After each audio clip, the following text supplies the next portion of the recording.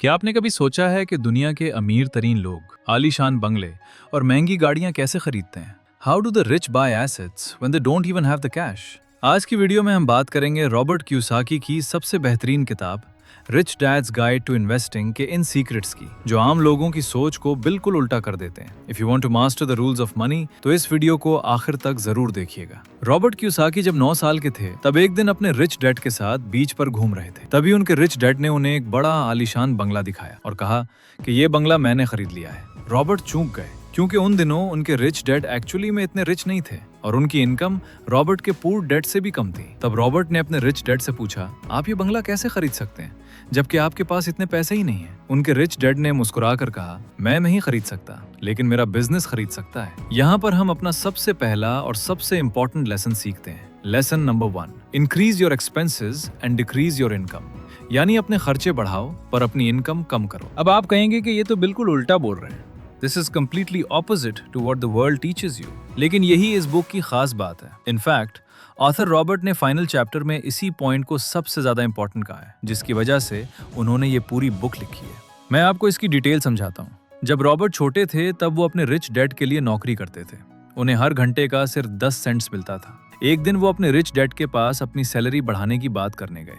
Rich dad ने उनकी salary बढ़ाना तो दूर, जो मिल रही थी वो भी काट दी और उन्होंने कहा, लोगों को सैलरी देना मतलब उन्हें एम्प्लॉय की तरह सोचने पर मजबूर करना। And I don't want you to think like an employee. फिर आप मुझसे कहेंगे कि एम्प्लॉयज कैसे सोचते हैं? हर एम्प्लॉय यही सोचता है कि ऑफिस में मेहनत करे ताकि उसकी सैलरी बढ़ जाए और फिर अपना खर्चा कम करे ताकि वो ज्यादा सेविंग्स कर सके।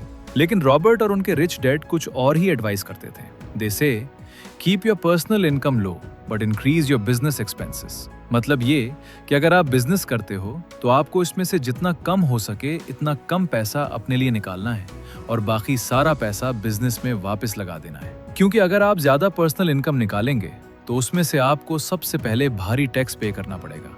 The more you earn as an individual, the more you pay in taxes. फिर बचे हुए पैसे को आप ऐसी जगह रख देंगे जहां वो सही तरीके से ग्रो भी नहीं हो पाएगा, जैसे सेविंग्स अकाउंट या फिक्स्ड डिपॉजिट्स। जितनी भी सक्सेसफुल कंपनियां हैं वो सब अपना प्रॉफिट री इन्वेस्ट करती हैं, from Jeff Bezos Amazon to Warren Buffett's Berkshire Hathaway. ये कंपनियां अपने शेयर होल्डर्स को मिनिमम डिविडेंड पे करती हैं और अपना सारा अमाउंट री इन्वेस्ट करती हैं, या तो अपने खुद के बिजनेस में या दूसरी कंपनियों को खरीदने में। इसीलिए उन कंपनियों की स्टॉक प्राइस पिछले कुछ सालों में काफी गुना बढ़ सकी है, क्योंकि जब आप जॉब करते हो तो आपको जो सैलरी मिलती है वो ऑलरेडी टैक्स कटने के बाद मिलती है। फिर बाकी की सेविंग्स आप अपने बैंक फिक्स्ड डिपॉजिट में डालते हो, जिससे आपको एक फिक्स्ड इंटरेस्ट मिलता है। लेकिन अगर हम पाकिस्तान की बात करें तो यहाँ का एवरेज एयरली इन्फ्लेशन रेट यानी महंगाई की रफ्तार तकरीबन 11 से 12% चल रही है। If you think bank interest is making you rich, you are fooling yourself. क्योंकि महंगाई आपके पैसे की वैल्यू को खा रही है और अपने एक्सपेंसेस बढ़ा देने का मतलब ये है कि आपको सही जगह खर्चे करने चाहिए। रॉबर्ट को उनके टैक्स एडवाइजर ने एक दिन एक दिलचस्प बात बताई थी। He said, when a rich person goes broke, they usually make one of these 3 mistakes. पहली गलती, या तो उसने एक महंगी याट या बोट खरीदी होती है। दूसरी गलती, या कोई महंगी कार खरीदी होती है और वर्ल्ड टूर पर गया होता है। तीसरी गलती, या उसने डिवोर्स करके किसी जवान लड़की से शादी कर ली होती है। ये तीनों ऐसे एक्सपेंसेस हैं जो इजीली कंट्रोल किए जा सकते हैं। और जब लोग एक्सपेंसेस की बात करते हैं तो आमतौर पर वेकेशंस, डिनर या शॉपिंग का सोचते हैं। लेकिन ऑथर के रिच डैड ऐसे एक्सपेंसेस की बात कर रहे हैं जो आपको सक्सेसफुल बनने में मदद करेंगे, जिससे आपकी टैक्स सेविंग होगी और जो आपको हमेशा रिच रखेंगे।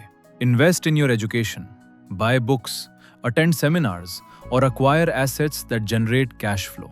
या फिर कोई ऐसा एम्प्लॉय हायर करना जो आपका बिजनेस संभाल सके, ताकि आपको और फ्रीडम मिल सके दूसरे बड़े प्रोजेक्ट्स हैंडल करने का।